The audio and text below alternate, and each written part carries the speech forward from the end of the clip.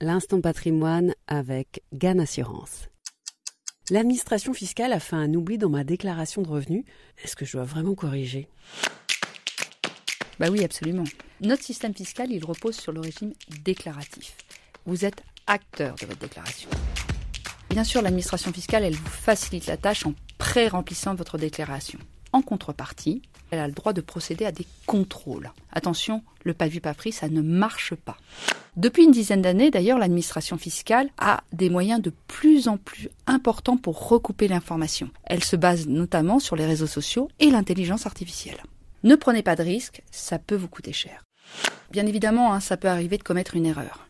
Vous pourrez alors régulariser, sans payer de pénalité. L'administration fiscale vous permet effectivement, pendant 2 ans, plus l'année en cours, de revenir en cas d'omission ou d'inexactitude.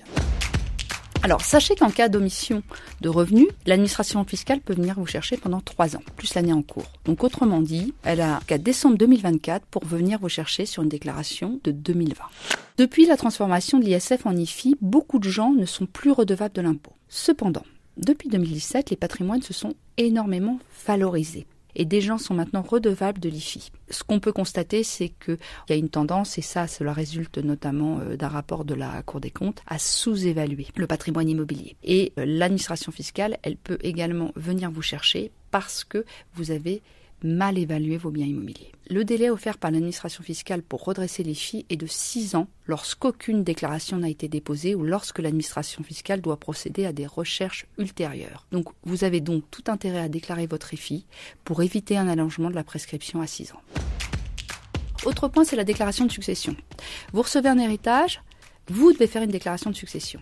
Dans certains cas, vous allez être obligé de faire appel à un notaire. Toutefois, attention, c'est bien vous qui restez responsable vis-à-vis de l'administration fiscale. Et attention notamment aux omissions de biens. Puisque, par exemple, on a pu constater que quelques années après, l'administration fiscale va effectuer son contrôle et va s'apercevoir que vous avez omis de déclarer un bien immobilier. Alors, elle va s'en apercevoir assez facilement, puisque ce bien immobilier il est rentré dans votre patrimoine, vous avez touché des revenus fonciers. Donc, elle va commencer à faire ses recherches. Et là, non seulement elle va venir vous chercher sur le montant des droits, mais également elle va vous appliquer des pénalités qui peuvent être très importantes, notamment si elle estime que vous êtes de mauvaise foi. Pour vous donner un exemple, dans un dossier récemment, le montant des droits était de 18 000 €, mais l'administration fiscale en a demandé 42. Donc il y avait 24 000 € qui étaient composés de pénalités et d'intérêts de retard. Donc c'est la raison pour laquelle, vraiment, notre conseil, c'est soyez honnête. Ne cherchez pas à resquiller. Ne pas déclarer un revenu, ce n'est pas une stratégie pour alléger sa pression fiscale. Bien au contraire, et ça peut vous coûter très cher. En revanche, il y a des choses à faire pour réduire sa fiscalité. Les pouvoirs publics vous donnent le moyen de le faire, c'est légal, c'est encadré.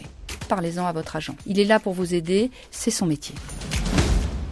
Merci à Anne-Lise Charrier-Marsène, responsable gestion de patrimoine et ingénierie patrimoniale de Groupe Amaganvie, d'avoir répondu à la question.